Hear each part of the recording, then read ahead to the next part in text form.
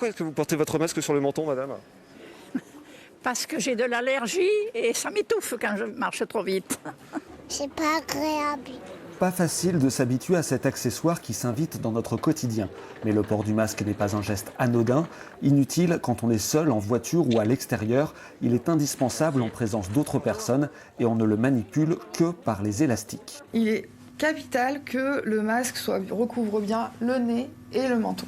Un masque porté comme ça ne sert à rien. On va respirer dans le masque, il va se contaminer. Donc si on vient le toucher avec nos mains, on risque de contaminer nos mains. Un autre accessoire fait son apparition dans l'espace public. Le gant, ça rassure les clients et ça me rassure moi aussi. Les gants, pour moi, c'est une alerte à ne pas toucher les autres personnes. Et pourtant, les gants sont inutiles, voire dangereux. En portant des gants, on va avoir un faux sentiment de protection. Donc on va toucher à beaucoup de choses, avec le risque de récupérer énormément de micro-organismes dans l'environnement et d'avoir des gestes parasites, de venir se toucher le visage et avec des risques de contamination du coup qui sont augmentés. Reste un réflexe plus que jamais indispensable. Dès que je sors en ville, maintenant, je me lave les mains, ce que je ne faisais pas forcément avant. Je me lave chaque doigt, alors qu'avant, je faisais beaucoup plus rapidement.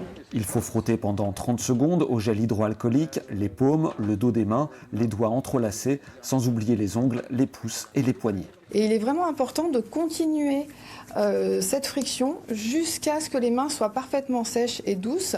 Donc là, ça veut dire que le produit a parfaitement pénétré, puisqu'on a de la glycérine à l'intérieur qui vient hydrater les mains. Toutes ces notions seront capitales dans les prochains jours. Elles représentent la principale barrière face à l'épidémie.